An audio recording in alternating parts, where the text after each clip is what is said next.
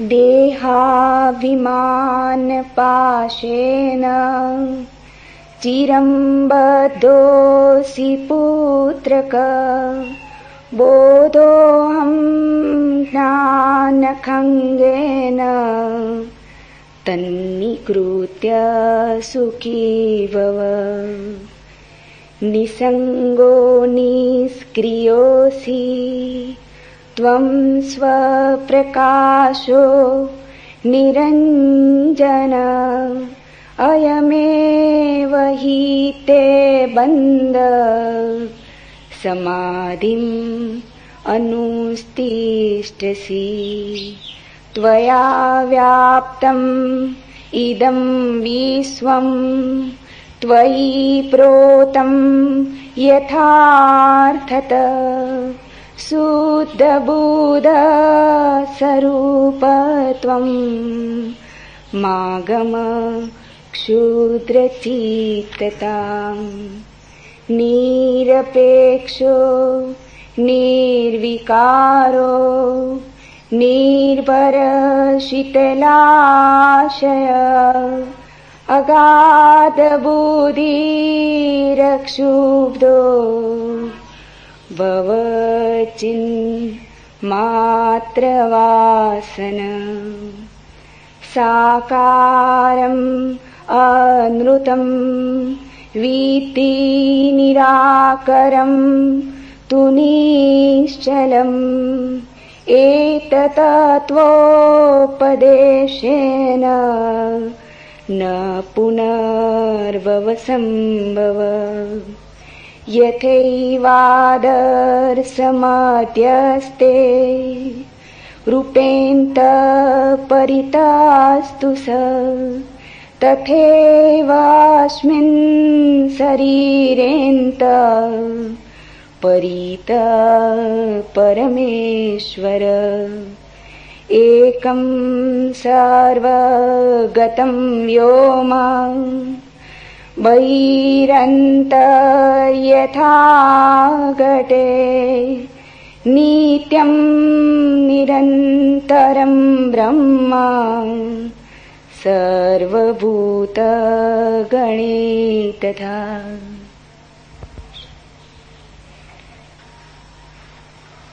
पहला सूत्र। अष्टावक्र ने कहा, हे पुत्र, तू बहुत काल से देहाभिमान के पास में बंधा हुआ है। उस पास को मैं बोध हूं, इस ज्ञान की तलवार से काटकर तू सुखी हो।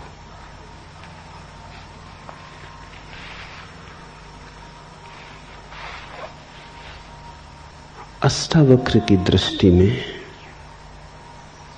और वही शुद्धतम दृष्टि है, आत्यंतिक दृष्टि है। बंधन केवल मान्यता का है, बंधन वास्तविक नहीं है। रामकृष्ण के जीवन में ऐसा उल्लेख है कि जीवन भर तो उन्होंने मां काली की पूजा अर्चना की, लेकिन अंततः उन्हें लगने लगा कि ये तो द्वैत ही है, अभी एक का अनुभव नहीं हुआ। प्रीतिकर है, सुखद है, लेकिन अभी दो तो दो ही बने हैं। कोई स्त्री को प्रेम करता, कोई धन को प्रेम करता, कोई पद को। उन्होंने मां काली को प्रेम किया, लेकिन प्रेम अभी भी दो में बटा है, अभी परम अद्वैत नहीं घटा। पीड़ा होने लगी तो वे प्रतीक्षा करने लगे कि कोई अद्वैतवादी, कोई वेदांती, कोई ऐसा व्यक्ति आ जाए जिससे राह मिल सके। एक परमहंस तोतापुरी गुजरते थे। रामकृष्ण ने उन्हें रोक लिया और कहा, मुझे एक के दर्शन करा दें। तोतापुरी ने कहा, यह कौन सी कठिन बात, दो मानते हो इसलिए दो हैं, मान्यता छोड़ दो। पर रामकृष्ण ने कहा, मान्यता छोड़नी बड़ी कठिन है, जन्म भर उसे साधा। आंख बंद करता हूं, काली की प्रतिमा खड़ी हो जाती। रस में डूब जाता हूं, भूल ही जाता हूं कि एक होना है। आंख बंद करते ही दो हो जाता हूं, ध्यान करने की चेष्टा करता हूं, द्वैत हो जाता है। मुझे उबारो। तो तोतापुरी ने कहा, ऐसा करो, जब काली की प्रतिमा बने तो उठाना एक तलवार और 2 टुकड़े कर देना। रामकृष्ण ने कहा, तलवार वहां कहां से लाऊंगा? तो जो तोतापुरी ने कहा वही अष्टावक्र का वचन है। तोतापुरी ने कहा, ये काली की प्रतिमा कहां से ले आए हो? वहीं से तलवार भी ले आना। ये भी कल्पना है, इसे भी कल्पना से सजाया संवारा है। जीवन भर साधा है, जीवन भर पुनरुक्त किया है तो प्रगाढ़ हो गई है। ये कल्पना ही है। सभी को आंख बंद करके काली तो नहीं आती। ईसाई आंख बंद करता है, वर्षों की चेष्टा के बाद तो क्राइस्ट आते। कृष्ण का भक्त आंख बंद करता है तो कृष्ण आते। बुद्ध का भक्त आंख बंद करता है तो बुद्ध आते। महावीर का भक्त आंख बंद करता है तो महावीर आते। जैन को तो क्राइस्ट नहीं आते, क्रिश्चियन को तो महावीर नहीं आते। जो तुम कल्पना साधते हो वही आ जाती। रामकृष्ण ने काली को साधा है तो कल्पना प्रगाढ़ हो गई। बार बार पुनरुक्ति से, निरंतर निरंतर स्मरण से कल्पना इतनी यथार्थ हो गई है कि अब लगता है काली सामने खड़ी। कोई वहां खड़ा नहीं, चैतन्य अकेला है। यहां कोई दूजा नहीं, दूसरा नहीं। तुम आंख करो बंद, तोतापुरी ने कहा, उठाओ तलवार और तोड़ दो। रामकृष्ण आंख बंद करते, लेकिन आंख बंद करते ही हिम्मत खो जाती। तलवार उठाएं काली को तोड़ने को, भक्त भगवान को काटने को तलवार उठाए, ये बड़ी कठिन बात है। संसार छोड़ना बड़ा सरल। संसार में पकड़ने योग्य ही क्या है। लेकिन जब मन की किसी गहन कल्पना को खड़ा कर लिया हो, मन का कोई काव्य जब निर्मित हो गया हो, मन का स्वप्न जब साकार हो गया हो, तो छोड़ना बड़ा कठिन। संसार तो दुख स्वप्न जैसा है। भक्ति के स्वप्न, भाव के स्वप्न दुख स्वप्न नहीं है, बड़े सुखद स्वप्न हैं। उन्हें छोड़ें कैसे, तोड़ें कैसे?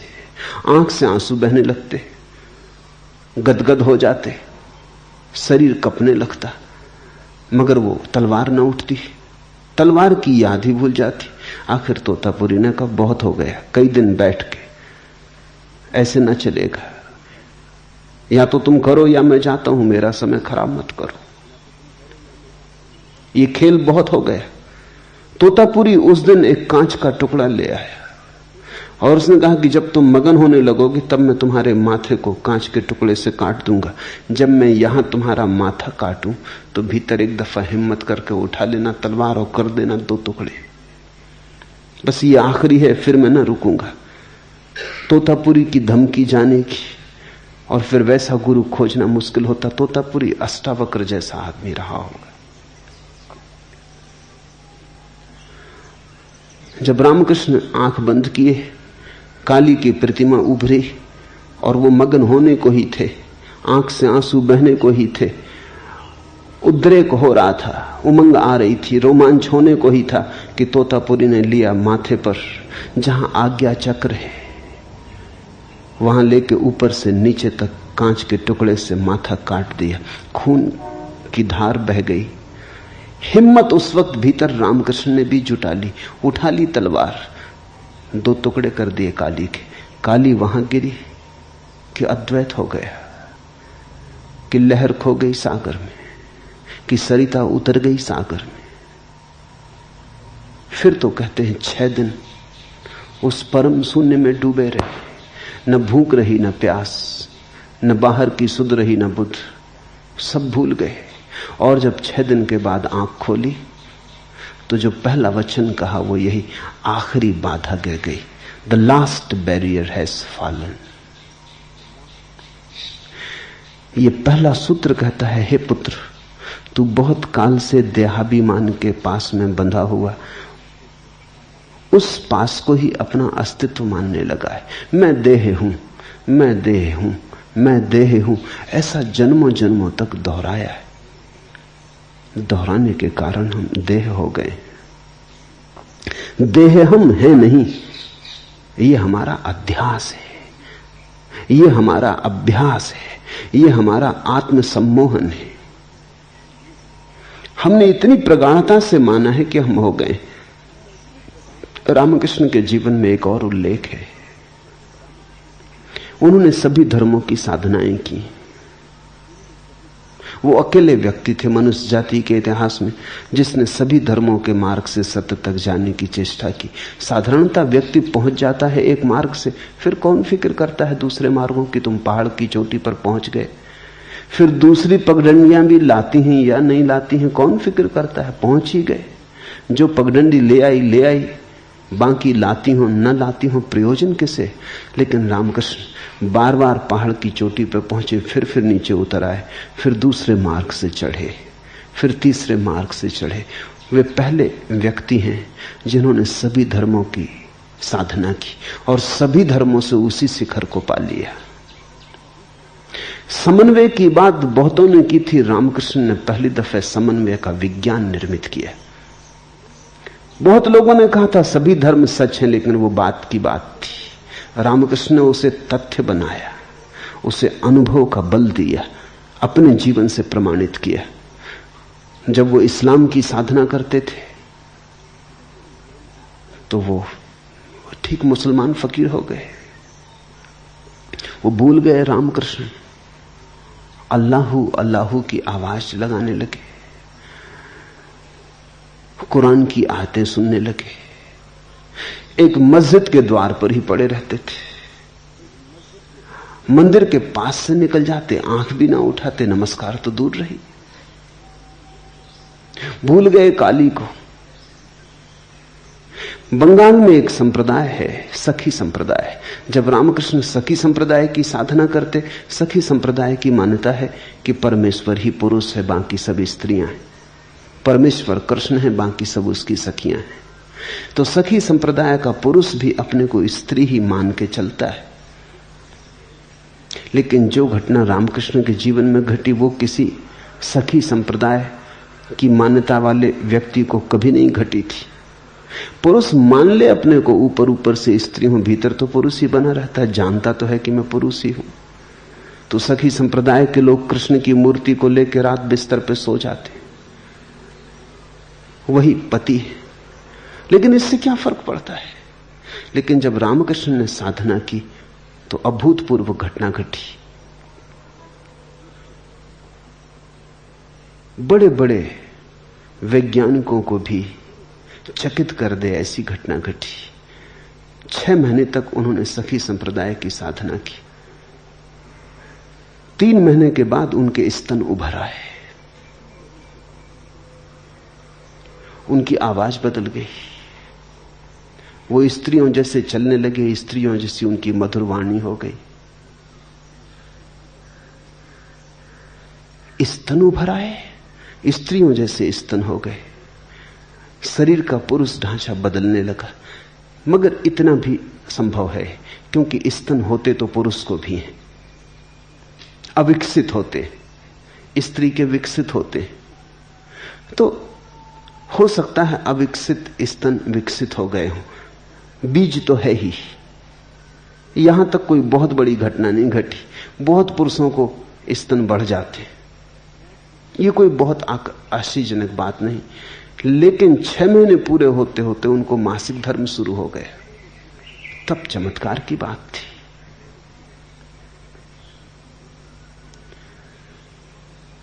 मासिक धर्म का शुरू हो जाना तो शरीर के पूरे शास्त्र के प्रतिकूल है। ऐसा तो कभी किसी पुरुष को ना हुआ था। ये 6 महीने में क्या हुआ? एक मान्यता कि मैं स्त्री हूं, ये मान्यता इतनी प्रगाढ़ता से की गई, ये भाव इतने गहरे तक गुंजाया गया, ये रोए रोए में और कण कण में शरीर के गूंजने लगा कि मैं स्त्री हूं। इसका विपरीत भाव ना रहा, पुरुष की बात ही भूल गई।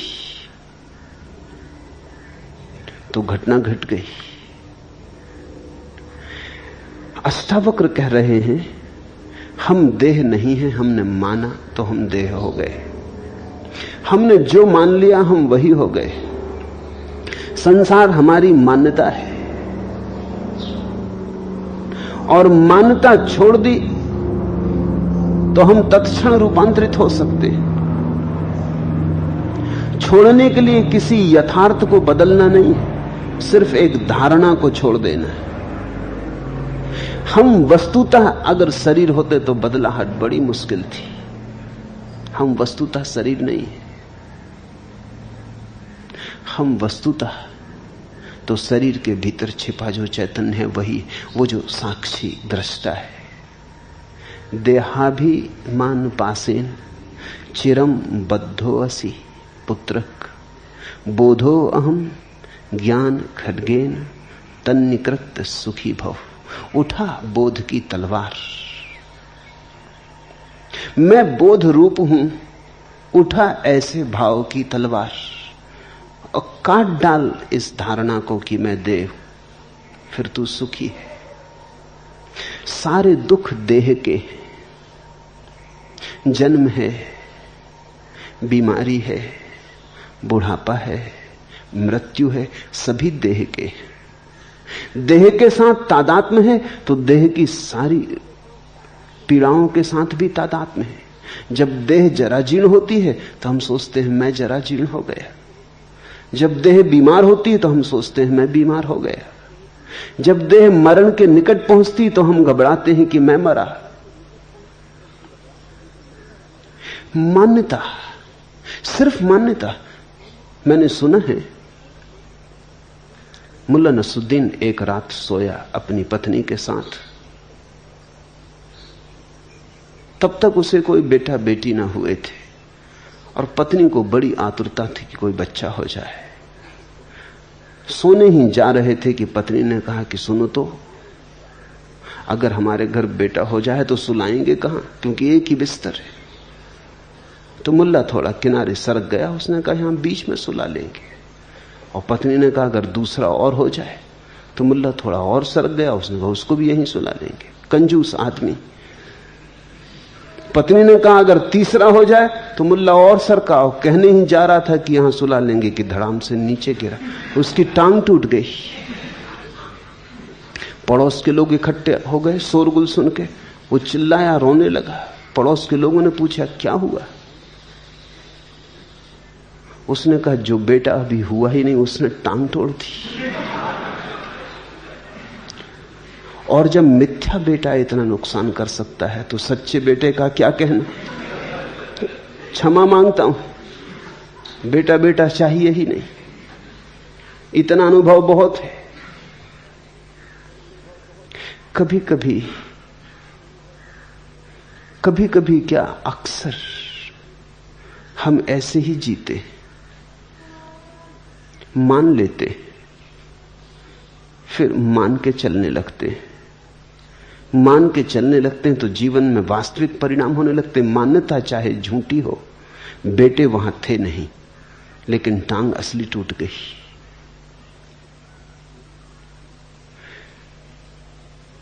झूठ का भी परिणाम सच हो सकता है। अगर झूठ भी प्रगाढ़ता से मान लिया जाए तो उसके परिणाम यथार्थ में घटित होने लगते। मनस्विद कहते हैं कि इस जगत में जितनी भिन्नताएं दिखाई पड़ती हैं, ये भिन्नताएं यथार्थ की कम है, मान्यता की ज्यादा है। एक मनोवैज्ञानिक हार्वर्ड विश्वविद्यालय में प्रयोग कर रहा था। वो एक बड़ी बोतल ठीक से बंद की हुई, सब तरह से पैक की हुई लेके कमरे में आया अपनी क्लास में। कोई 50 विद्यार्थी। उसने वो बोतल टेबल पर रखी और उसने विद्यार्थियों को कहा कि इस बोतल में अमोनिया गैस है। मैं एक प्रयोग करना चाहता हूं कि अमोनिया गैस का जैसे ही मैं ढक्कन खोलूंगा तो उस गैस की सुगंध कितना समय लेती है पहुंचने में लोगों तक। तो जिसके पास पहुंचने लगे सुगंध वो हाथ ऊपर उठा दे। जैसी सुगंध की उसे पता चले हाथ ऊपर उठा दे। तो मैं जानना चाहता हूं कि कितने सेकंड लगते हैं कमरे के आखिरी पंक्ति तक पहुंचने में। विद्यार्थी सजग होकर बैठ गए। उसने बोतल खोली। बोतल खोलते ही उसने जल्दी से अपनी नाक पर रुमाल रख लिया। Ammonia gas. पीछे हट के खड़ा हो गया। 2 सेकंड नहीं बीते होंगे कि पहली पंक्ति में एक आदमी ने हाथ उठाया, फिर दूसरे ने, फिर तीसरे ने, फिर दूसरी पंक्ति में हाथ उठे, फिर तीसरी पंक्ति में। 15 सेकंड में पूरी क्लास में अमोनिया गैस पहुंच गई। और अमोनिया गैस उस बोतल में थी ही नहीं, वो खाली बोतल थी। धारणा तो परिणाम हो जाता है। मान लिया तो हो गया। जब उसने कहा अमोनिया गैस इसमें है ही नहीं, तब भी विद्यार्थियों ने कहा कि हो या ना हो, हमें गंध आई। गंध मान्यता की आई। गंध जैसे भीतर से ही आई, बाहर तो कुछ था ही नहीं। सोचा तो आई।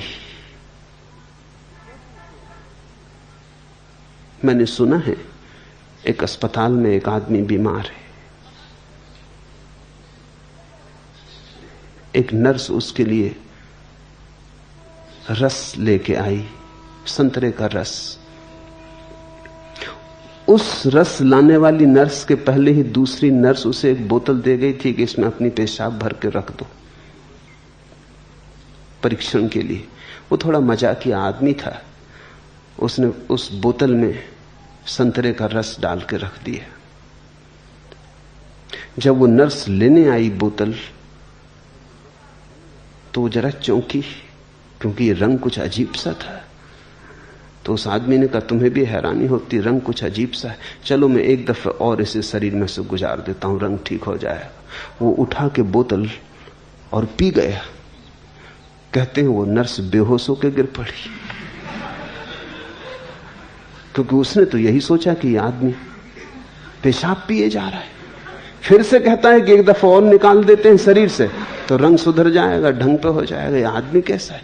लेकिन वहां केवल संतरे का रस था। अगर पता हो कि संतरे का ही रस है तो कोई बेहोश न हो जाए। लेकिन यह बेहोशी वास्तविक है, यह मान्यता की है। तुम जीवन में चारों तरफ ऐसी हजारों घटनाएं खोज ले सकते हो जब मान्यता काम कर जाती, मान्यता वास्तविक हो जाती। मैं शरीर हूं, ये जन्मों जन्मों से मानी हुई बात है। मान ली तो हम शरीर हो गए, मान ली तो हम क्षुद्र हो गए, मान ली तो हम सीमित हो गए। अष्टावक्र का मौलिक आधार यही है कि यह आत्मसम्मोहन है, ऑटो हिप्नोसिस है। तुम शरीर हो नहीं गए हो, तुम शरीर हो नहीं सकते हो। इसका कोई उपाय ही नहीं है। जो तुम नहीं हो वो कैसे हो सकते हो? जो तुम हो तुम अभी भी वही हो। सिर्फ झूठी मान्यता को काट डालना है। उस पास को मैं बोध हूं इस ज्ञान की तलवार से काट कर तू अभी सुखी हो जा। ज्ञान खंगेन तत् निष्कृतम त्वम सुखी भव। अभी सुख को जगा ले, क्योंकि सारे दुख हमारे उस मान्यता के पिछलग्गू हैं कि हम दे। बुद्ध भी मरते हैं लेकिन मृत्यु की कोई पीड़ा नहीं। रामकृष्ण भी मरते हैं लेकिन मृत्यु की कोई पीड़ा नहीं। रमन भी मरते हैं लेकिन मृत्यु की कोई पीड़ा नहीं।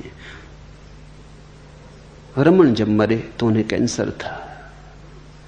चिकित्सक बहुत चकित थे। बड़ी कठिन बीमारी थी, बड़ी पीड़ादायी बीमारी थी। लेकिन रमन वैसे ही थे जैसे थे, जैसे बीमारी ने कोई भेद ही नहीं लाया, कहीं कोई अंतर ही नहीं पड़ा। चिकित्सक परेशान थे कि यह असंभव है, यह हो कैसे सकता है? मौत द्वार पर खड़ी है और आदमी अविचलित है। चिकित्सकों की बेचैनी हम समझ सकते हैं। इतनी पीड़ा हो रही है और आदमी अविचलित है, निस्तरंग है। उनकी बेचैनी, उनका तर्क हम समझ सकते हैं, क्योंकि शरीर ही हमारे लिए सब कुछ मालूम होता है। जिसको पता चल गया कि मैं शरीर नहीं हूं, मौत आ रही है लेकिन शरीर की आ रही है, और पीड़ा हो रही है वो भी शरीर में हो रही है। एक नए चैतन्य का आविर्भाव हुआ है जो दूर खड़े होकर देख रहा है, और दूरी शरीर की और चेतना की इतनी है जैसे जमीन और आसमान की दूरी। इससे बड़ी कोई दूरी नहीं है। तुम्हारे भीतर दुनिया में अस्तित्व की सबसे दूर की चीजें मिल रही हैं। तुम क्षितिज हो जहां जमीन और आसमान मिल रहे हैं।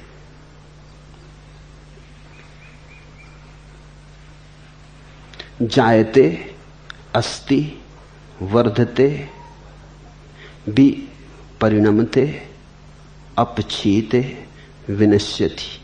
जो उत्पन्न होता है, स्थित है, बढ़ता है, बदलता है, क्षीण होता है और नाश हो जाता है, वह तू नहीं है जो इन सबको देखता है। बचपन देखा तुमने, फिर बचपन को जाते भी देखा। अगर तुम बचपन ही होते तो आज याद भी कौन करता कि बचपन था? तुम बचपन के साथ ही चले गए होते। जवानी देखी, जवानी आते देखी, जाते देखी। अगर तुम जवानी ही होते तो आज कौन याद करता? तुम जवानी के साथ ही चले गए होते। तुमने जवानी आते देखी, जाते देखी। स्वभावतः तुम जवानी से भिन्न हो। इतनी सीधी सी बात है, इतनी साफ सुथरी बात है। तुमने पीड़ा देखी, दर्द उठते देखा, दर्द के बादल घिरते देखे अपने चारों तरफ, फिर पीड़ा को जाते भी देखा, दर्द को विसर्जित होते देखा। तुमने दुख देखा, सुख देखा, कांटा चुभा, पीड़ा देखी, कांटा निकला, निस्पीड़ा हुए, वह भी देखा। तुम देखने वाले हो, तुम पार खड़े हो, तुम अछूते हो। कोई भी घटना तुम्हें छू नहीं पाती। तुम जल में कमलवत हो। तू असंग है, क्रिया शून्य है, स्वयं प्रकाश है और निर्दोष है। तेरा बंधन यही है कि तू समाधि का अनुष्ठान करता है। यह अद्भुत क्रांतिकारी वचन है। ऐसा क्रांतिकारी वचन दुनिया के किसी शास्त्र में खोजना असंभव है। इसका पूरा अर्थ समझोगे तो गहन अहोभाव पैदा होगा। पतंजलि ने कहा है, चित्त वृत्ति का निरोध योग है। ये योग की मान्य धारणा है कि जब तक चित्त वृत्तियों का निरोध न हो जाए तब तक व्यक्ति स्वयं को नहीं जान पाता। जब चित्त की सारी वृत्तियां शांत हो जाती हैं तो व्यक्ति अपने को जान पाता है। अष्टावक्र पतंजलि के सूत्र के विरोध में कह रहे हैं। अष्टावक्र कह रहे हैं, तू असंग है, क्रिया शून्य है, स्वयं प्रकाश है और निर्दोष है। तेरा बंधन यही है कि तू समाधि का अनुष्ठान करता है। समाधि का अनुष्ठान हो ही नहीं सकता, समाधि का आयोजन हो ही नहीं सकता, क्योंकि समाधि तेरा स्वभाव है। चित्त वृत्ति तो जड़ स्थितियां हैं। चित्त वृत्तियों का निरोध तो ऐसे ही है जैसे किसी आदमी के घर में अंधेरा भरा हो, वो अंधेरे से लड़ने लगे। इसे थोड़ा समझना। ले आए तलवारें, भाले, लठ और लड़ने लगे अंधेरे से। बुला ले जवानों को, मजबूत आदमियों को, धक्के देने लगे अंधेरे को। क्या वो जीतेगा कभी? यद्यपि यह परिभाषा सही है कि अंधेरे का न हो जाना प्रकाश है, लेकिन इस परिभाषा में थोड़ा समझ लेना। अंधेरे का न हो जाना प्रकाश है, यह सच है। चित्त वृत्तियों का शून्य हो जाना योग है, यह सच है। लेकिन बात को उल्टी तरफ से मत पकड़ लेना। अंधेरे का न हो जाना प्रकाश है, इसलिए अंधेरे को ना करने में मत लग जाना। वस्तुतः स्थिति दूसरी तरफ से है। प्रकाश का हो जाना अंधेरे का ना हो जाना है। तुम प्रकाश जला लेना, अंधेरा अपने आप चला जाएगा। अंधेरा है ही नहीं, अंधेरा केवल अभाव है। पतंजलि कहता है चित्त वृत्तियों को शांत करो तो तुम आत्मा को जान लोगे। अष्टावक्र कहते हैं आत्मा को जान लो, चित्त वृत्तियां शांत हो जाएंगी। आत्मा को जाने बिना तुम चित्त वृत्तियों को शांत कर भी ना सकोगे। आत्मा को न जानने के कारण ही तो चित्त वृत्तियां उठ रही हैं। समझा अपने को कि मैं शरीर हूं तो शरीर की वासनाएं उठती हैं। समझा अपने को कि मैं मन हूं तो मन की वासनाएं उठती हैं। जिसके साथ तुम जुड़ जाते हो उसी की वासनाएं तुम में प्रतिछायित होती, प्रतिबिंबित होती। तुम जिसके पास बैठ जाते हो उसी का रंग तुम पर चढ़ जाता है। जैसे इस स्फटिक मणि को कोई रंगीन पत्थर के पास रख दे तो रंगीन पत्थर का रंग मणि पर झलकने लगता है। लाल पत्थर के पास रख दो, मणि लाल मालूम होने लगती। नीले पत्थर के पास रख दो, मणि नीली मालूम होने लगती। ये सानिध्य दोष है। मणि नीली हो नहीं जाती, सिर्फ प्रतीत होती। अंधेरा केवल प्रतीत होता है नहीं। प्रकाश के न होने का नाम अंधेरा है। अंधेरे की अपनी कोई सत्ता नहीं, अपना कोई वास्तविक अस्तित्व नहीं।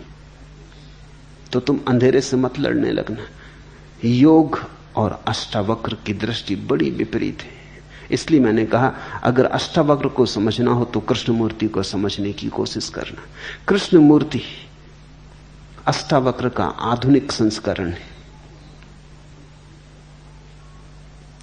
ठीक आधुनिक भाषा में, आज की भाषा में कृष्णमूर्ति जो कह रहे हैं वो शुद्ध अष्टावक्र का सार है। कृष्णमूर्ति के मानने वाला ऐसा सोचते हैं कि कृष्णमूर्ति कोई नई बात कह रहे हैं। नई बात कहने को है ही नहीं। जो भी कहा जा सकता है कहा जा चुका है। जितने जीवन के पहलू हो सकते हैं सब छाने जा चुके हैं। अनंत काल से आदमी खोज कर रहा है। इस सूरज के नीचे नया कहने को कुछ है ही नहीं। केवल भाषा बदलती है, आवरण बदलते हैं, वस्त्र बदलते हैं, समय के अनुसार नई धारणाओं का प्रयोग बदलता है, लेकिन जो कहा जा रहा है वो ठीक वही है। अष्टावक्र की भाषा अति प्राचीन है, कृष्णमूर्ति की भाषा अति नवीन है। लेकिन जो थोड़ा भी समझ सकता है उसे दिखाई पड़ जाएगा कि बात तो वही है। कृष्णमूर्ति कहते हैं योग की कोई जरूरत नहीं, ध्यान की कोई जरूरत नहीं, जप तप की कोई जरूरत नहीं। ये सब अनुष्ठान है। अनुष्ठान उसके लिए करना होता है जो हमारा स्वभाव नहीं। स्वभाव को पाने के लिए क्या अनुष्ठान करना है? सब अनुष्ठान छोड़ के अपने में झांक लो, स्वभाव प्रकट हो जाएगा। तू असंग है, क्रिया शून्य है, स्वयं प्रकाश और निर्दोष है। ये घोषणा तो देखो। अष्टावक्र कहते हैं तू निर्दोष है, इसलिए तुम भूल के भी ये मत समझना कि मैं पापी हूं। लाख तुम्हारे साधु संत कहे चले जाएं कि तुम पापी हो, पाप का प्रक्षालन करो, पश्चाताप करो, बुरे कर्म किए हैं उनको छुड़ाओ। अष्टावक्र का वचन ध्यान में रखना, तू क्रिया शून्य है, इसलिए कर्म तो तू करेगा कैसे? अष्टावक्र कहते हैं जीवन में 6 लहरें हैं, 6 ऊर्मियां, भूख प्यास, शोक मोह, जन्म मरण। ये 6 तरंगे। भूख प्यास शरीर की तरंगे। अगर शरीर ना हो तो ना तो भूख होगी ना प्यास होगी। ये शरीर की जरूरतें हैं। जब शरीर स्वस्थ होता है तो ज्यादा भूख लगती, जब शरीर बीमार होता है तो ज्यादा भूख नहीं लगती। अगर शरीर को धूप में खड़ा करोगे ज्यादा प्यास लगेगी क्योंकि पसीना उड़ जाएगा। गर्मी में ज्यादा प्यास लगेगी, सर्दियों में कम प्यास लगेगी। ये शरीर की जरूरतें हैं। ये शरीर की तरंगे। भूख प्यास शरीर की, शोक मोह मन की। कोई छूट जाता तो दुख होता है क्योंकि मन पकड़ लेता है, राग बना लेता है। कोई मिल जाता है परिजन तो सुख होता है, कोई परिजन छूट जाता तो दुख होता है। कोई अपरिजन मिल जाता है तो दुख होता है, अपरिजन छूट जाता तो सुख होता है। लेकिन ये मन के खेल है, आसक्ति और विरक्ति के खेल है, आकर्षण और विकर्षण के खेल है। जिस आदमी के भीतर मन ना रहा, उसके भीतर फिर कोई शोक नहीं, कोई मोह नहीं। ये तरंगे मन की हैं और जन्म मरण तरंगे प्राण की हैं। जन्म होता श्वास के साथ, मृत्यु होती श्वास के विदा होने के साथ। इसलिए जैसे बच्चा पैदा होता है, डॉक्टर फिक्र करता है जल्दी श्वास ले, रोए। रोने का अर्थ केवल इतना ही है कि रोएगा तो श्वास ले लेगा। रोने के झटके में श्वास का द्वार खुल जाएगा, रोने के झटके में बंद फेफड़ा काम करने लगेगा। अगर बच्चा नहीं रोता कुछ सेकंड के भीतर, तो डॉक्टर उसे उल्टा लटका के उस पर चोट करता बच्चे के ऊपर, ताकि धक्के में श्वास चल पड़े। श्वास जन्म है। श्वास यानी प्राण की प्रक्रिया। जब आदमी मरता है तो श्वास समाप्त हो जाती, प्राण की प्रक्रिया बंद हो गई। प्रतिपल यही हो रहा है। श्वास भीतर आती तो जीवन भीतर आता, श्वास बाहर जाती तो जीवन बाहर जाता। प्रतिपल जन्म और मृत्यु घट रही है। हर आती श्वास जीवन है, हर जाती श्वास मौत है। तो मौत और जन्म तो प्रतिपल घट रहे हैं। ये प्राण की तरंगे। अष्टावक्र कहते हैं ये 60 उर्मियां हैं, तुम इन क्षयों के पार हो, इनके दृष्टा हो। इसलिए बुद्ध ने तो श्वास पर ही सारा का सारा अपना साधना की व्यवस्था खड़ी की। बुद्ध ने कहा एक ही काम पर्याप्त है कि तुम आती जाती श्वास को देखते रहो। क्या होगा आती जाती सांस को देखने से? धीरे धीरे अगर तुम जाती श्वास को देखो कि श्वास बाहर गई, आती श्वास को देखो श्वास भीतर आई, तो बीच में तुम थोड़े समय ऐसे भी पाओगे जब श्वास स्थिर हो जाती, ना तो बाहर जाती ना भीतर आती। हर आती जाती श्वास के बीच में क्षण भर को अंतराल है, जब श्वास न चलती, न हिलती, न डुलती, बाहर जाती, फिर क्षण भर को रुकती, फिर भीतर आती, भीतर आती, फिर क्षण भर को रुकती, फिर बाहर जाती। तो अंतराल तुम्हें दिखाई पड़ने लगेंगे। उन्हीं अंतराल में तुम पाओगे कि तुम हो। श्वास का आना जाना तो प्राण का खेल है। और अगर तुम श्वास को देखने में समर्थ हो गए तो वो जो देखने वाला है वो श्वास से पृथक हो गया, वो श्वास से अलग हो गया। शरीर हमारी बाहर की परिधि है, मन उसके भीतर की परिधि है, प्राण उसके और भी भीतर की परिधि। तो ऐसा भी हो सकता है शरीर अपंग हो जाए, टूट फूट जाए, तो भी आदमी जीता है। मन खंडित हो जाए, विक्षिप्त हो जाए, जड़ हो जाए, तो भी आदमी जीता है। लेकिन बिना श्वास के आदमी नहीं जीता है। मस्तिष्क भी निकाल लो आदमी का पूरा, तो भी आदमी जिए चला जाता है। पड़ा रहेगा मगर जीवन रहेगा। शरीर के अंग अंग काट डालो, बस श्वास भर चलती रहे तो आदमी जीता रहेगा। श्वास बंद हो जाए तो सब मौजूद हो तो भी आदमी मर गया। ये 6 तरंगे हैं और इन 6 के पार दृष्टा है। तू असंग है, कोई तेरा संगी साथी नहीं।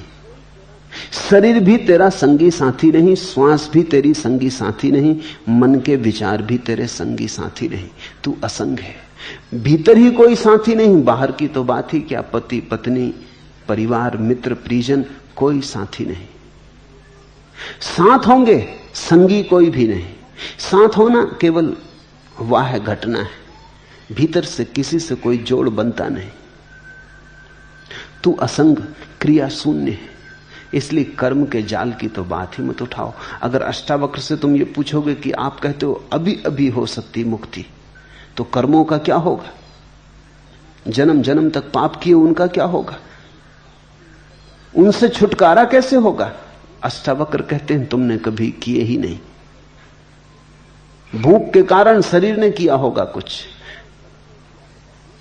प्राण के कारण प्राण ने किया होगा कुछ, मन के कारण मन ने किया होगा कुछ। तुमने कभी कुछ नहीं किया, तुम सदा से असंग अकर्म में हो। कर्म तुमसे कभी हुआ नहीं, तुम सारे कर्मों के दृष्टा हो। इसलिए इसी क्षण मुक्ति हो सकती।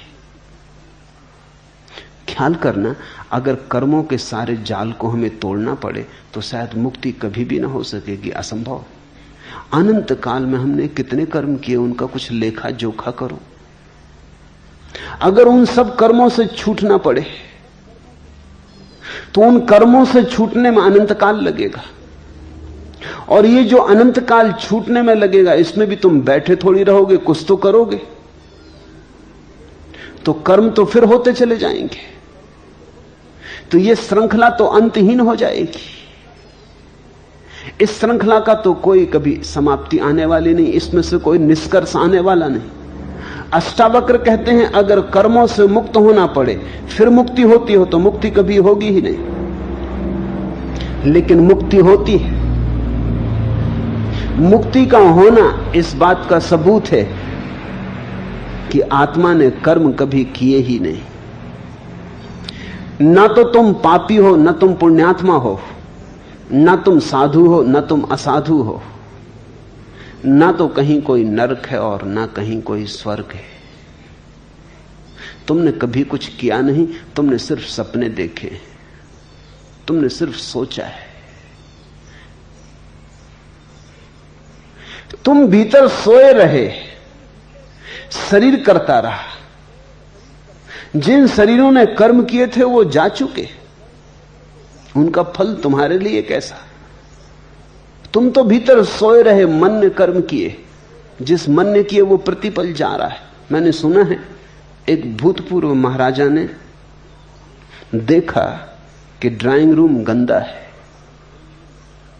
तो नौकर झनकू को डांटा, कहा बैठक में मकड़ी के जाले लगे, तुम दिन भर क्या करते हो। झनकू ने कहा, हुजूर जाला कोनो मकड़ी लगाई होई, हम तो अपन कोठरिया में ओंघात रहे। तुम तो ओंघाते रहे भीतर, जाला कोनो मकड़ी लगाई होई। शरीर ने जाले बुने, मन ने जाले बुने, प्राण ने जाले बुने। तुम तो सोए रहे। जागो, जागते ही तुम पाओगे तुमने तो कभी कुछ किया नहीं। तुम तो करना भी चाहो तो कुछ कर नहीं सकते। अकर्म तुम्हारा स्वभाव है, अकर्ता तुम्हारी स्वाभाविक दशा है।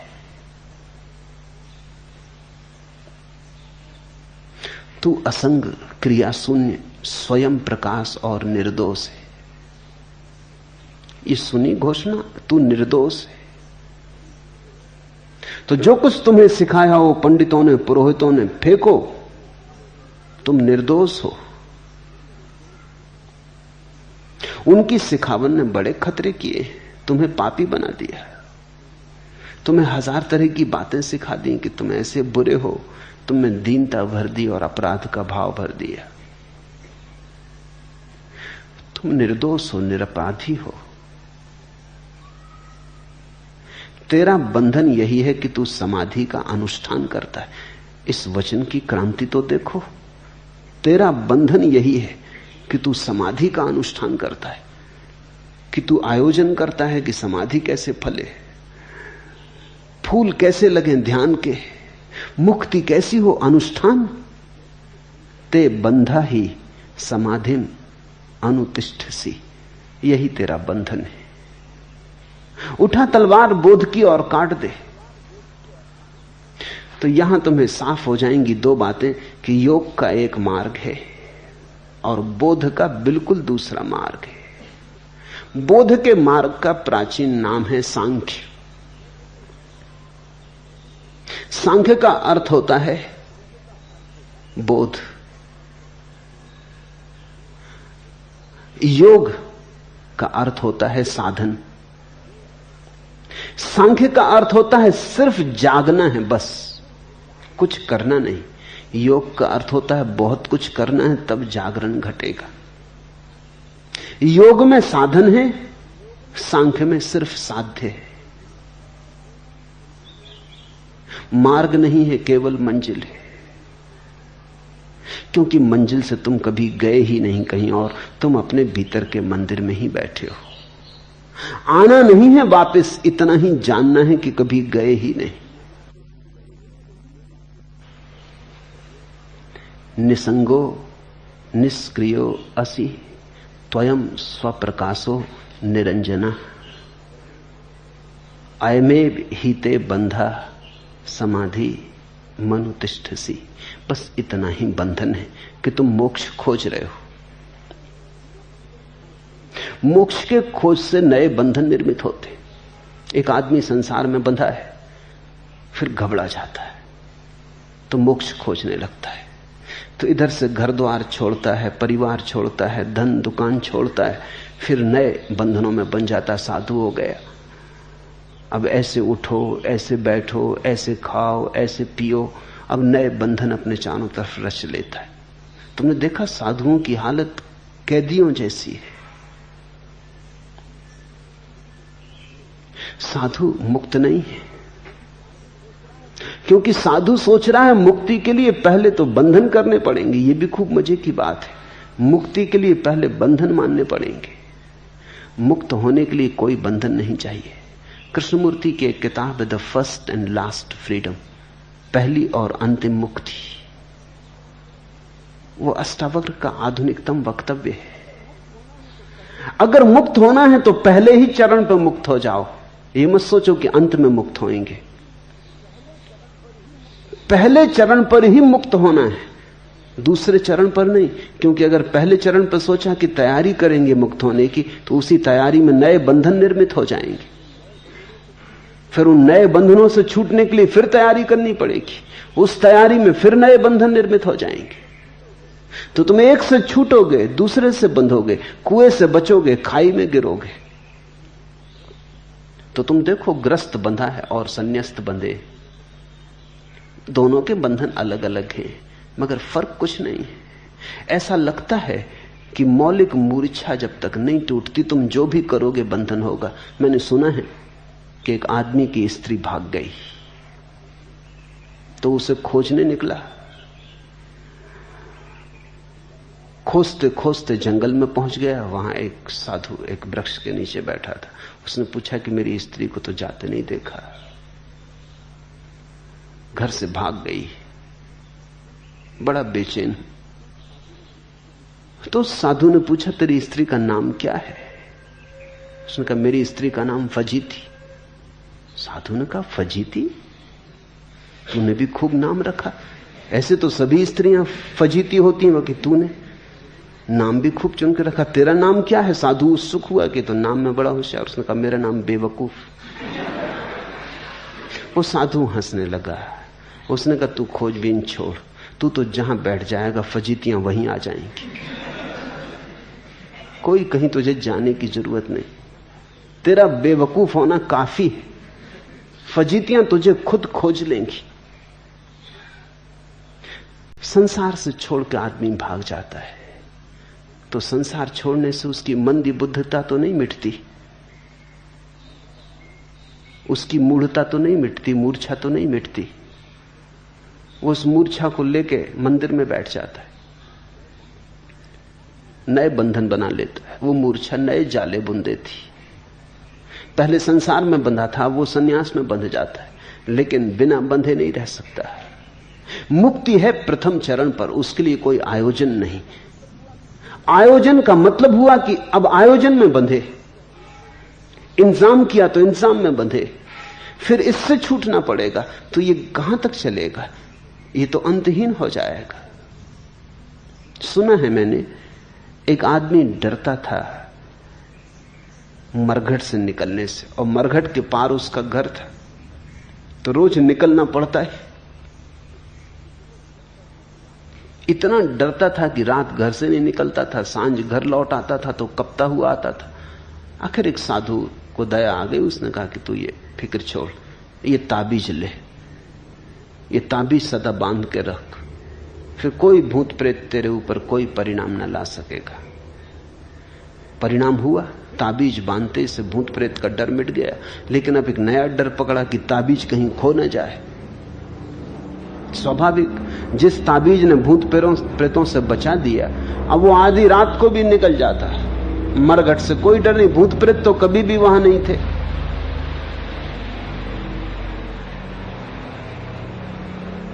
अपना ही डर था। ताबीज ने डर से तो छुड़वा दिया, लेकिन नया डर पकड़ गया कि ताबीज कहीं खो न जाए। तो स्नान गृह में भी जाता तो ताबीज लेके जाता, बार बार ताबीज को टटोल के देख लेता। अब वो इतना भयभीत रहने लगा कि रात सोए तो डरे कि कोई ताबीज ना खोल ले, कोई ताबीज चुरा ना ले जाए, क्योंकि ताबीज उसकी जिंदगी हो गई। डर अपनी जगह कायम रहा, भूत का न रहा तो ताबीज का हो गया। अब अगर कोई इसको ताबीज की जगह कुछ और दे दे तो क्या फर्क पड़ने वाला है? इस आदमी की भयभीत दशा तो नहीं बदलती। भूत का थोड़ी प्रश्न है, भय का प्रश्न है। तो तुम भय को एक जगह से दूसरी जगह हटा सकते हो। बहुत से लोग इसी तरह का बालीवाल का खेल खेलते रहते हैं। गेंद इधर से उधर फेंकी, उधर से इधर आई, बस फेंकते रहते, खेलते रहते, और इस बीच जिंदगी गुजरती चली जाती। अष्टावक्र कहते हैं समाधि का अनुष्ठान ही बंधन का कारण है। अगर तुझे मुक्त होना है तो मुक्त होने की घोषणा कर, आयोजन नहीं। इसलिए मैं कहता हूं इस वचन की क्रांति को देखो। यह वचन अनूठा है, यह बेजोड़ है। अष्टावक्र कहते हैं अभी और यहीं घोषणा करो मुक्त होने की, तैयारी मत करो। यह मत कहो कि पहले तैयार होंगे फिर, क्योंकि फिर तैयारी बांध लेगी, फिर तैयारी को कैसे छोड़ोगे? एक रोग से छूटते हैं, दूसरा रोग पकड़ जाता है। ये तो कंधे बदलना हुआ। तुमने देखा लोग मरघट ले जाते हैं लाश को तो कंधे बदल लेते हैं। एक कंधे पर रखे रखे थक गए तो दूसरे कंधे पर रख ली, थोड़ी देर राहत मिलती, फिर दूसरा कंधा दुखने लगता तो फिर बदल लेते।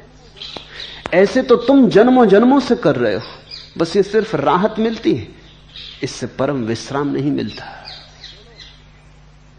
छोड़ो मुर्दों का ढोना, घोषणा करो। अगर तुम चाहो तो एक क्षण में, क्षण के एक अंश में घोषणा हो सकती है। मुझसे लोग पूछते हैं कि आप हर किसी को संन्यास दे देते? मैं कहता हूं कि हर कोई हकदार है, सिर्फ घोषणा करने की बात है। कुछ और करना थोड़ी है, सिर्फ घोषणा करनी। इस घोषणा को अपने हृदय में विराजमान करना है कि मैं संन्यास्त हूं तो तुम संन्यास्त हो गए, कि मैं मुक्त हूं तो तुम मुक्त हो गए। तुम्हारी घोषणा तुम्हारा जीवन है। घोषणा करने की हिम्मत करो। क्या छोटी मोटी घोषणाएं करनी? घोषणा करो अहम ब्रह्मास्मि, मैं ब्रह्म हूं। तुम ब्रह्म हो गए। आगे के सूत्र में अष्टावक्र कहते हैं यह संसार तुझसे व्याप्त है, तुझी में प्रोया है।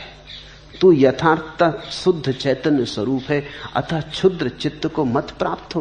क्या छोटी छोटी बातों से जुड़ता है? कभी जोड़ लेता ये मकान मेरा, ये देह मेरी, ये धन मेरा, ये दुकान मेरी। क्या क्षुद्र बातों से मन को जोड़ रहा है?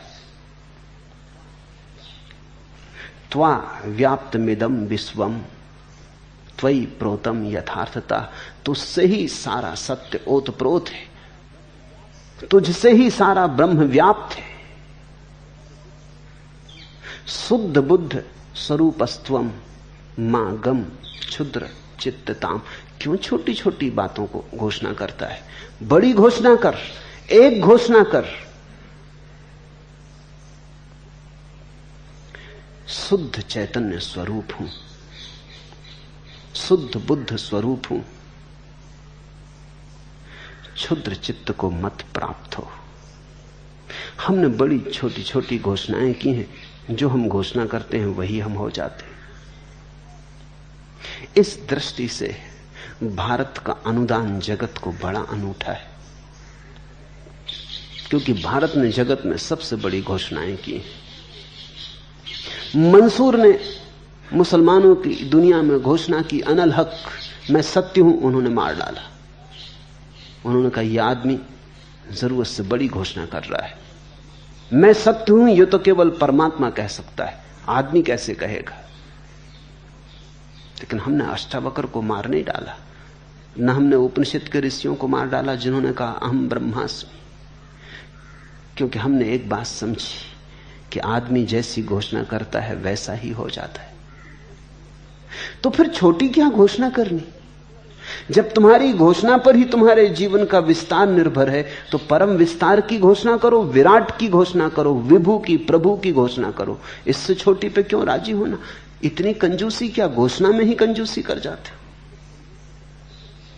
फिर कंजूसी कर जाते हो तो वैसे हो जाते हो। क्षुद्र मानोगे तो क्षुद्र हो जाओगे, विराट मानोगे तो विराट हो जाओगे। तुम्हारी मान्यता तुम्हारा जीवन है, तुम्हारी मान्यता तुम्हारी जीवन की शैली है। तू निरपेक्ष, अपेक्षा रहित है, निर्विकार है, स्वनिर्भर चिदघन रूप है, शांति और मुक्ति का स्थान है, अगाध बुद्धि रूप है, क्षोभ शून्य है, अथा चैतन्य मात्र में निष्ठा वाला हो। एक निष्ठा पर्याप्त है, साधना नहीं निष्ठा, साधना नहीं श्रद्धा। इतनी निष्ठा पर्याप्त है कि मैं चैतन्य मात्र हूं। इस जगत में यह सबसे बड़ा जादू है। मनस्विद कहते हैं कि अगर किसी व्यक्ति को बार बार कहो कि तुम बुद्धिहीन हो, वो बुद्धिहीन हो जाता है। जितने लोग दुनिया में बुद्धिहीन दिखाई पड़ते हैं, ये सब बुद्धिहीन नहीं, ये हैं तो परमात्मा। इनको बुद्धिहीन जतला दिया गया, बतला दिया गया है। इतने लोगों ने इनको दोहरा दिया है और इन्होंने भी इतनी बार दोहरा लिया है कि बुद्धू हो गए। जो बुद्ध हो सकते थे वो बुद्धू होकर रह गए। मनस्वित कहते हैं किसी आदमी को तुम राह पे मिलो, वो भला चंगा है, तुम देखते उससे कहो अरे तुम्हें क्या हो गया, चेहरा पीला है, बुखार है, देखें हाथ, बीमार हो, तुम्हारे पैर कपते से मालूम पड़ते। पहले तो वो इंकार करेगा क्योंकि उसने सोचा भी नहीं था क्षण भर पहले तक। वो कहेगा नहीं नहीं मैं बिल्कुल ठीक हूं, आप कैसी बातें कर रहे हैं, ठीक है आपकी मर्जी। फिर थोड़ी देर बाद दूसरा आदमी उसको मिले और कहे अरे चेहरा पीला पड़ गया, क्या मामला है। अब वो इतनी हिम्मत से न कह सकेगा कि मैं बिल्कुल ठीक हूं। वो कहेगा हां कुछ तबीयत खराब। वो राजी होने लगा, हिम्मत उसकी खिसकने लगी। फिर तीसरा आदमी मिले और कहे कि अरे अब तो वो घर ही लौट जाएगा कि मैं तबीयत मेरी ज्यादा खराब है, अब बाजार जाने से कुछ सार नहीं। तुमने कहानी सुनी कि एक ब्राह्मण एक बकरी को खरीद के लाता था। 3-4 लफंगों ने उसे देखा और उन्होंने सोचा कि इसकी बकरी तो छीनी जा सकती, लेकिन ब्राह्मण मजबूत था और छीनना आसान मामला न था। तो उन्होंने सोचा कि थोड़ी कूटनीति करो। एक उसे मिला राह के किनारे और कहा कि गजब, ये कुत्ता कितने में खरीद लाए। उस आदमी ने, ब्राह्मण ने कहा कुत्ता, तू अंधा तो नहीं है, पागल कहीं के, बकरी है, बाजार से खरीद के ला रहा हूं, 50 रुपए खर्च किए। उसने भाई तुम्हारी मर्जी, लेकिन तुम जानो ब्राह्मण होके कुत्ते को कंधे पे लिए। भाई मुझको तो कुत्ता दिखाई पड़ता, हो सकता मेरी गलती हो। ब्राह्मण चला सोचता हुआ कि आदमी भी कैसा है, मगर उसने एक बार टटोल के बकरी के पैर देखे, बकरी ही है। दूसरे किनारे पर राह के दूसरा उन्हीं का सगा साथी खड़ा था। उसने कहा कि कुत्ता तो गजब का खरीदा। अब ब्राह्मण इतनी हिम्मत से न कह सका कि कुत्ता नहीं, न हो कुत्ता ही है, तो 2 आदमी गलत नहीं हो सकते। फिर भी उसने कहा कि नहीं नहीं कुत्ता नहीं है, लेकिन अब कमजोर था, कह तो रहा था लेकिन भीतर की नींव हिल गई थी। उसने कहा कि नहीं नहीं कुत्ता नहीं, बकरी है। उसने कहा कि बकरी, इसको बकरी कहते, तो फिर परिभाषा बदलनी पड़ेगी। ब्राह्मण देवता, अगर इसको बकरी कहते हैं तो फिर कुत्ता किसको कहेंगे। वैसे आपकी मर्जी, आप पंडित आदमी हैं, हो सकता है बदल दें। नाम की तो बात है, चाहो कुत्ता कहो चाहे बकरी कहो, रहेगी तो कुत्ता ही, कहने से कुछ नहीं होता। वो आदमी तो चला गया, ब्राह्मण ने उतार के बकरी नीचे रख के देखी, बिल्कुल बकरी है, बिल्कुल बकरी जैसी बकरी है, आंखें मीड़ी, रास्ते के किनारे लगे नल से पानी से आंखें धोई, क्योंकि अपना पड़ोस करीब आता जाता और लोग देख लें कि ब्राह्मण कुत्ता सिर पे लिए है तो पूजा पांडित्य को धक्का लगेगा। पूजा करवाते हैं लोग, ना करवाएंगे लोग पागल समझेंगे। मगर फिर देख दाख कर उसने सब तरह की बकरी है, मगर इन दो आदमियों को क्या हुआ? फिर रख के चला, लेकिन अब जरा डरता हुआ चला कि फिर कोई और न देख ले। वो तीसरा उनका साथी खड़ा था। उसने कहा कि कुत्ता तो गजब का है, कहां से लाए? हम भी बड़े दिन से कुत्ता चाहते हैं। उसने कहा बाबा तू ही ले ले, अगर कुत्ता चाहते हो तुम ही ले लो, ये कुत्ता ही है, एक मित्र ने दे दिया है, इससे छुटकारा करो मेरा। वो भागा वहां से घर की तरफ कि किसी को पता ना चल जाए कि कुत्ता इसने लिया है। आदमी ऐसे ही जी रहा है। तुमने जो मान रखा है वो तुम हो गए हो, और तुम्हारे चारों तरफ बहुत लफंगे हैं जो तुम्हें बहुत सी बातें मनवा रहे हैं। उनके अपने प्रयोजन हैं। पुरोहित समझाना चाहता है कि तुम पापी हो, क्योंकि तुम पापी नहीं हो तो पूजा कैसे चलेगी। उसका हित इसमें है कि बकरी कुत्ता मालूम पड़े। पंडित है, अगर तुम अज्ञानी नहीं हो तो उसके पांडित्य का क्या होगा? उसकी दुकान कैसे चलेगी? धर्मगुरु है वो, अगर तुम्हें समझा दे कि तुम अकर्ता हो, कर्म शून्य हो, तुमने कभी पाप किया ही नहीं, तो उसकी जरूरत क्या है? ये तो ऐसा हुआ कि डॉक्टर के पास तुम जाओ, वो समझा दे कि बीमार तुम हो ही नहीं, बीमार तुम कभी हुए ही नहीं, बीमार तुम हो ही नहीं सकते, स्वास्थ्य तुम्हारा स्वभाव है। तो ये डॉक्टर आत्महत्या कर रहा है अपनी, इसकी दुकान का क्या होगा? तुम डॉक्टर के पास जाओ भले चंगे, जब तुम्हें कोई बीमारी नहीं तब जाओ, तब भी तुम पाओगे कि वो बीमारी खोज लेगा। तुम जाके देखो, बिल्कुल भले चंगे हो, तुम्हें कोई बीमारी नहीं, जाके जरा चले जाओ डॉक्टर को कहना कि कुछ जांच पड़ताल करवानी। ऐसा डॉक्टर खोजना बहुत मुश्किल है जो कह दे कि तुम बीमार नहीं हो। मुल्ला नसरुद्दीन का बेटा डॉक्टर हुआ, तो मैंने उससे पूछा कि कैसी चल रही? उसने कहा कि काफी अच्छी चल रही। मैंने कहा तुम कैसे समझे कि काफी अच्छी चल रही? उसने कहा इतनी अच्छी चल रही कि कई दफे तो वो बीमारों को कह देता है कि तुम बीमार ही नहीं। ये तो बड़ी डॉक्टर कह सकता है जिसकी खूब चल रही हो, चल रही ऐसी हो कि अब उसे उपद्रव ज्यादा लेने नहीं है, फुर्सत नहीं। तो उसने कहा इससे मैं समझता हूं कि बिल्कुल ठीक चल रही। कई दफा आदमियों को कह देता है नहीं तुम्हें कोई बीमारी नहीं। दुकानें हैं, उनके अपने हित हैं। तुम्हारे ऊपर हजारों दुकानें चल रही, पंडित की है, पुरोहित की है, धर्मगुरु की है। तुम्हारा पापी होना जरूरी है, तुमने बुरे कर्म किए हो ये आवश्यक है, नहीं तो तुम्हारा बुरे कर्मों से छुटकारा दिलाने वालों का क्या होगा? मसीहाओं का क्या होगा जो आते हैं तुम्हारी मुक्ति के लिए? अगर अष्टावक्र सही है तो सब मसीहा व्यर्थ है, फिर तुम्हारे छुटकारे की कोई जरूरत नहीं, तुम छूटे ही हुए हो, तुम मुक्त ही हो। अष्टावक्र की जैसी कोई भी दुकान नहीं है, जैसे अष्टावक्र तुम्हारे साथ कोई धंधा नहीं करना चाहते, सीधी सीधी बात कह देते हैं, दो टूक सत्य कह देते हैं। तू निरपेक्ष, अपेक्षा रहित, निर्विकार, निर्भर, चिद घन रूप, शांति और मुक्ति है तू, अगाध बुद्धि रूप, क्षोभ शून्य है तू, अतः चैतन्य मात्र में निष्ठा वाला हो। एक ही निष्ठा होनी चाहिए कि मैं साक्षी रूप हूं, बस पर्याप्त है। ऐसा निष्ठावान व्यक्ति धार्मिक है, और किसी निष्ठा की कोई जरूरत नहीं। न तो परमात्मा में निष्ठा की जरूरत है, न स्वर्ग नरक में निष्ठा की जरूरत है, न कर्म के सिद्धांत में निष्ठा की जरूरत है। एक निष्ठा पर्याप्त है, और वो निष्ठा है कि मैं साक्षी, निर्विकार। और तुम जैसे ही निष्ठा करोगे तुम पाओगे तुम निर्विकार होने लगे। एक मनोवैज्ञानिक ने प्रयोग किया, एक कक्षा को 2 हिस्सों में बांट दिया, आधे लड़के एक तरफ आधे दूसरी तरफ, अलग अलग कमरों में।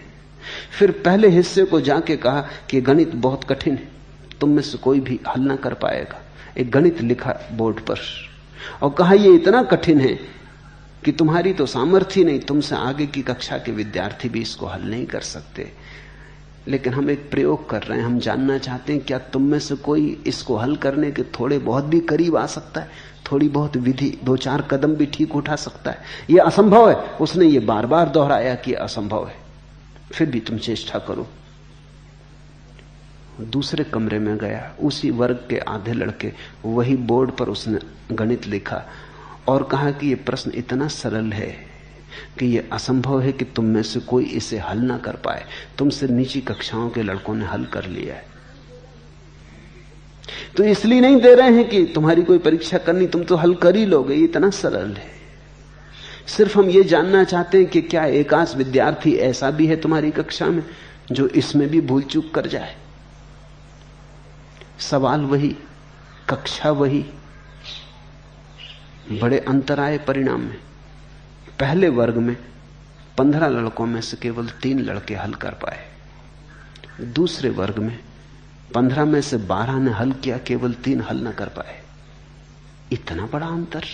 सवाल वही, उस सवाल के साथ जो भाव दिया गया वो परिणामकारी हुआ।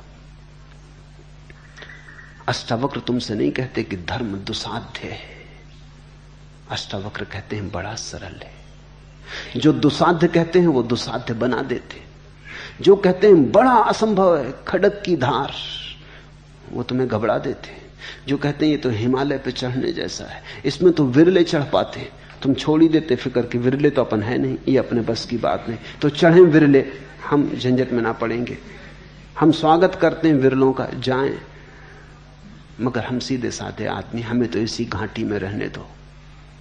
अष्टावक्र कहते हैं ये बड़ा सरल है, ये इतना सरल है कि तुम्हें कुछ करने की भी जरूरत नहीं, सिर्फ जाग के देखना पर्याप्त है। ये मनुष्य की मेधा की अंतिम घोषणा है, ये मनुष्य की अंतिम संभावनाओं के प्रति मनुष्य को सजग करना है।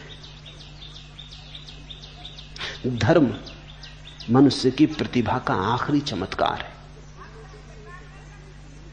अगर तुलना करनी हो तो राजनीति मनुष्य की प्रतिभा का निकृष्टतम रूप है और धर्म मनुष्य की प्रतिभा का श्रेष्ठतम रूप। ऐसा हुआ, एक राजनेता सख्त बीमारी से उठा तो डॉक्टर ने सलाह दी 2-3 महीने तक आप कोई भी दिमागी काम न करें।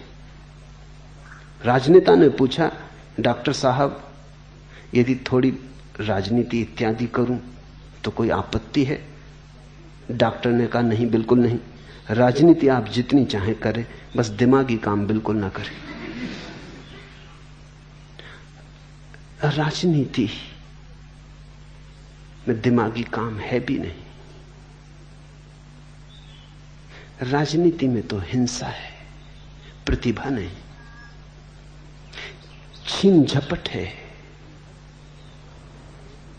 संघर्ष है, शांति नहीं, चैन नहीं, बेचैनी है, महत्वाकांक्षा है, ईर्ष्या है, आक्रमण है, आत्मा नहीं। धर्म अनाक्रमण है, अहिंसा है, प्रतियोगिता मुक्ति है, संघर्ष नहीं, समर्पण है, किसी से छीनना नहीं है, अपना जो है उसकी घोषणा करनी है। अपना ही इतना काफी है कि किसी से छीनना क्या है। छीनते तो वे ही हैं जिन्हें अपना पता नहीं, टुकड़े टुकड़ों के लिए लड़ते हैं और परमात्मा भीतर विराजमान है। टुकड़े टुकड़ों के लिए मरते हैं और परम विस्तार भीतर मौजूद है। सागर मौजूद है, बूंदों के लिए तरसते हैं। जिन्हें अपना पता नहीं वही राजनीति में होते हैं। और जब मैं राजनीति कहता हूं तो मेरा मतलब इतना ही नहीं कि वे लोग जो राजनीतिक पार्टियों में, राजनीति से मेरा मतलब है वे सभी लोग जो किसी तरह के संघर्ष में, वो धन का संघर्ष हो तो धन की राजनीति, पद का संघर्ष हो तो पद की राजनीति, त्याग का संघर्ष हो तो त्याग की राजनीति। त्यागियों में बड़ा संघर्ष होता है कि कोई दूसरा त्यागी हाथ ना मार ले। ओलंपिक चलता रहता त्यागियों का कि कोई महात्मा बड़ा ना हो जाए, तो एक महात्मा दूसरे महात्मा को हराने में लगा है। वो तो अगर कभी भारत में कभी ओलंपिक हो तो उसमें महात्माओं की भी प्रतियोगिता होनी चाहिए। लेकिन जहां भी प्रतियोगिता है वहीं राजनीति है। राजनीति का मूल स्वर है कि मेरे पास नहीं और दूसरों के पास है, छीन के ही मेरे पास हो सकेगा। लेकिन जो तुम दूसरे से छीनते हो वो तुम्हारा कब होगा, कैसे होगा? छीना हुआ तुम्हारा कैसे होगा? जो छीना गया है वो छीना जाएगा। आज नहीं कल तुमसे कोई दूसरा छीन लेगा, और अगर कोई भी ना छीन पाया तो मौत तो निश्चित छीन लेगी। तुम्हारा तो सिर्फ वही है जो किसी से बिना छीने तुम्हारा है, तो फिर मौत भी ना छीन पाएगी। तुम्हारा तो वही है जो जन्म के पहले तुम्हारा था, मौत के बाद भी तुम्हारा होगा। उस एक की खोज करो, और उस एक की खोज के लिए साधन तक की जरूरत नहीं। अष्टावक्र कहते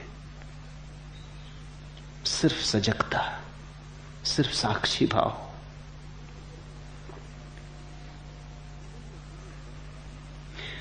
जीवन में तुम्हें बहुत बार लगता भी है कि व्यर्थ दौड़े चले जा रहे हैं, लेकिन रुकें कैसे? ऐसा नहीं है कि तुम्हें नहीं लगता कि ये व्यर्थ दौड़ धूप, तुम्हें भी लगता है, लेकिन रुकें कैसे? फिर दौड़ धूप का अभ्यास प्राचीन है, रुकना भूल ही गए। पैरों की आदत दौड़ने की हो गई, मन की आदत दौड़ने की हो गई।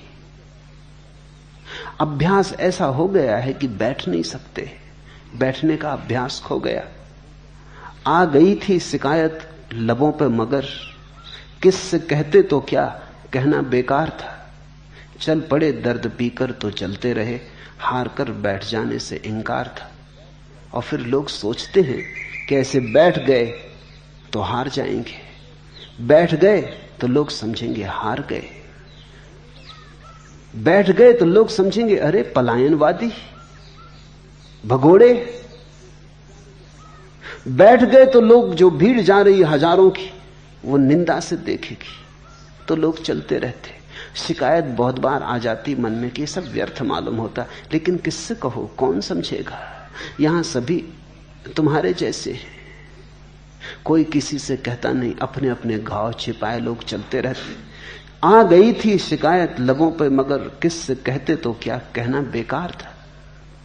कोई अष्टावक्र मिले, कोई बुद्ध मिले तो कहने का कोई सार, किससे कहना? यहां चल पड़े दर्द पीकर तो चलते रहे, दर्द पी पी के लोग चलते रहते। हार कर बैठ जाने से इंकार था, और ये अहंकार की धारणा हो जाती कि हार के बैठने का मतलब तो गए, डूब गए, मर गए।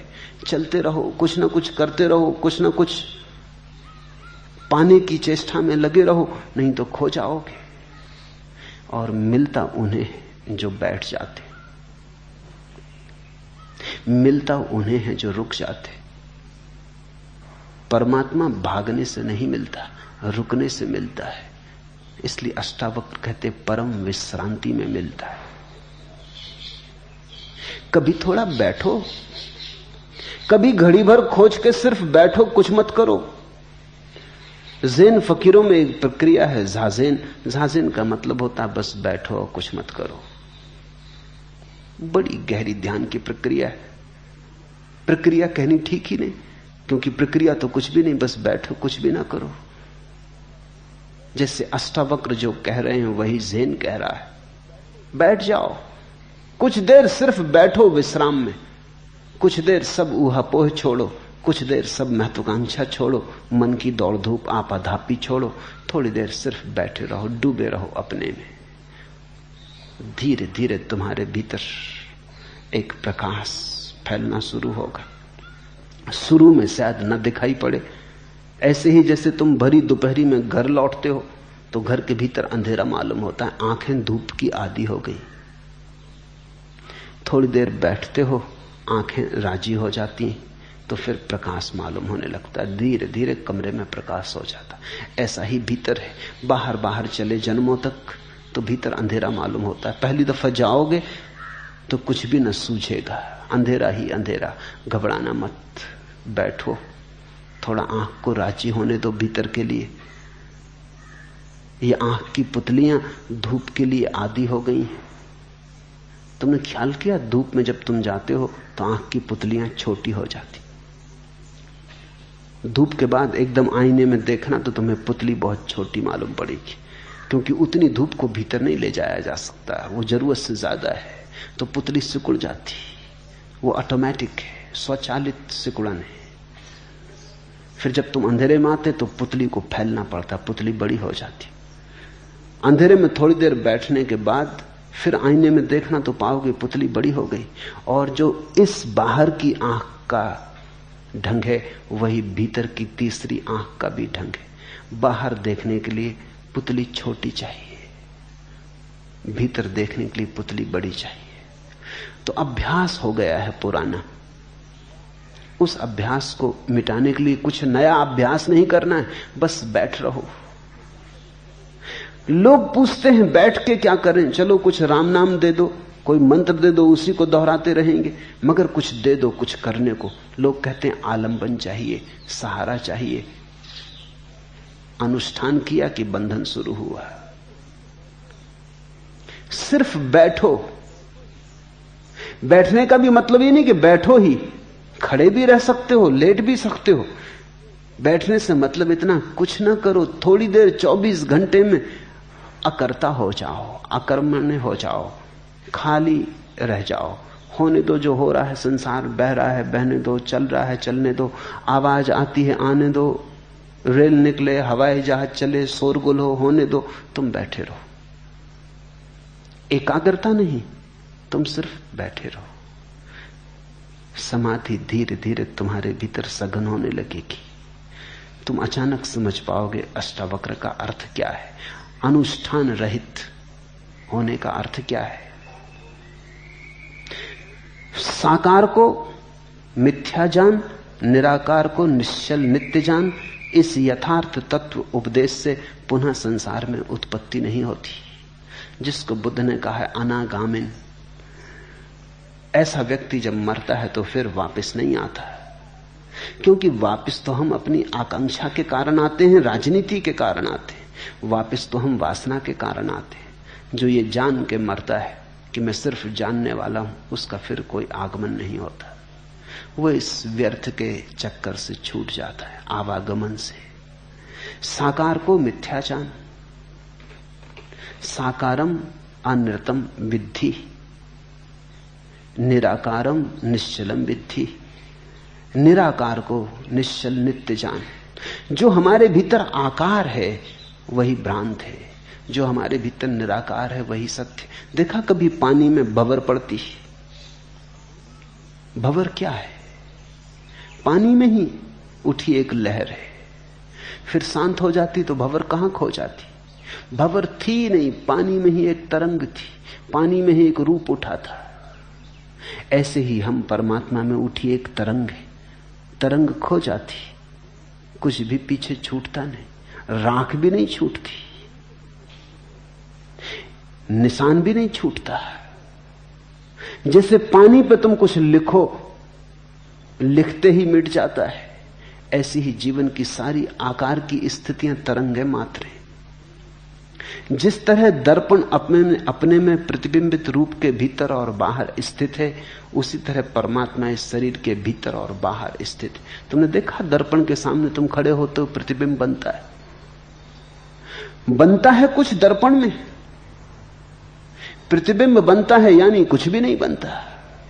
तुम हट गए, प्रतिबिंब हट जाता है। दर्पण जैसा था वैसा ही है, जैसे का तैसा। तुम्हारे सामने होने से दर्पण में प्रतिबिंब बना था, हट जाने से हट गया, लेकिन दर्पण में न तो कुछ बना और न कुछ हटा, दर्पण अपने स्वभाव में रहा। यह सूत्र कहता है अष्टावक्र का कि जैसे दर्पण के सामने खड़े हो, दर्पण में प्रतिबिंब बनता है, लेकिन प्रतिबिंब वस्तुतः बनता है क्या? बना हुआ प्रतीत होता है। प्रतिबिंब से धोखा मत खा जाना। बहुत लोग धोखा खाते प्रतिबिंब से। और ये सूत्र कहता है कि प्रतिबिंब के चारों तरफ दर्पण है, बाहर भीतर। प्रतिबिंब में दर्पण ही दर्पण है और कुछ भी नहीं है। ऐसा ही उसी तरह परमात्मा इस शरीर के भीतर और बाहर स्थित है। परमात्मा भीतर, परमात्मा बाहर, परमात्मा ऊपर, परमात्मा नीचे, परमात्मा पश्चिम, परमात्मा पूरब, परमात्मा दक्षिण, परमात्मा उत्तर, सब तरफ वही एक है। उस विराट के सागर में उठी हम छोटी भंवरें, छोटी तरंगे। अपने को तरंग मान के मत उलझ जाना, अपने को सागर ही मानना। बस इतनी ही मान्यता का भेद है बंधन और मुक्ति में। जिसने अपने को तरंग समझा वो बंध गया, जिसने अपने को सागर समझा वो मुक्त हो गया।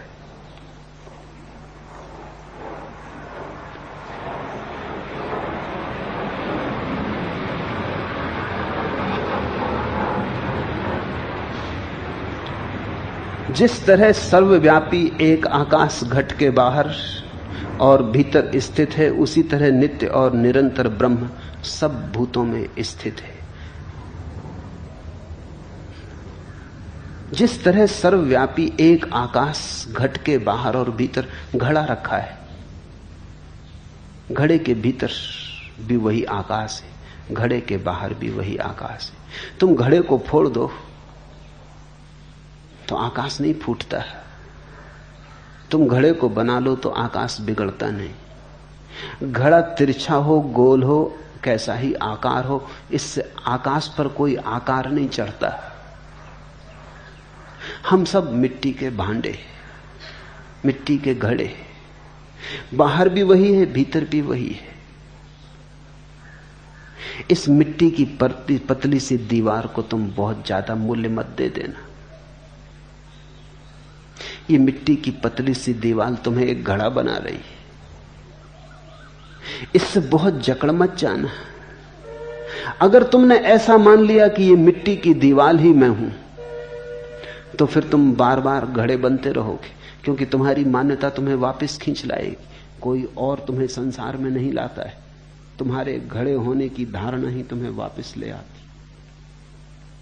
एक बार तुम जान लो कि तुम घड़े के भीतर का शून्य हो। लाओ त्सु के वचन अर्थपूर्ण है। लाओ त्सु कहता है घड़े की दीवार का क्या मूल्य है, असली मूल्य तो घड़े के भीतर के शून्य का होता है। पानी भरोगे तो शून्य में भरेगा, दीवार में थोड़ी। मकान बनाते हो तो तुम दीवार को मकान कहते हो तो गलती है। दीवार के भीतर जो खाली जगह है वही मकान है, रहते तो उसमें हो, दीवार में थोड़ी रहते। दीवार तो केवल एक सीमा है, असली में रहते तो हम आकाश में ही हैं तो हम सब दिगंबर ही।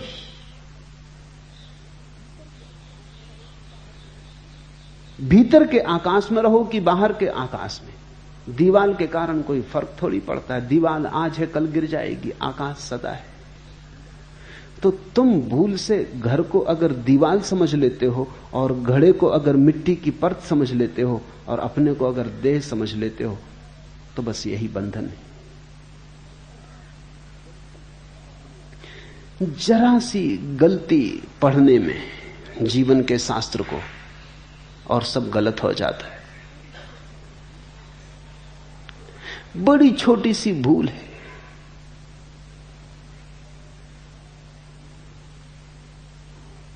मुल्ला नसरुद्दीन एक बार अपने विचारों में डूबा बस में चढ़ गया और सीट पर बैठ के सिगरेट पीने लगा।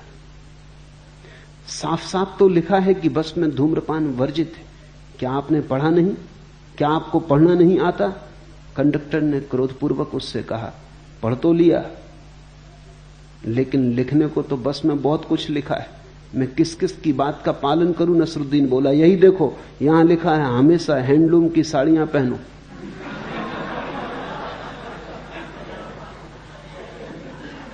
जरा सा ऐसी भूलों से सावधान होना जरूरी है। शरीर बहुत करीब है, इसलिए शरीर की भाषा पढ़ लेनी बहुत आसान है। और शरीर इतना करीब है कि उसकी छाया भीतर के दर्पण पे पड़ती, प्रतिबिंब बनता है। लेकिन तुम शरीर में हो, शरीर नहीं। शरीर तुम्हारा है, तुम शरीर के नहीं। शरीर तुम्हारा साधन है, तुम साध्य हो। शरीर का उपयोग करो, मालकियत मत खो दो। शरीर के भीतर रहते हुए भी शरीर के पार रहो, जल में कमलवत। हरिओम तत्सत। आज इतना है।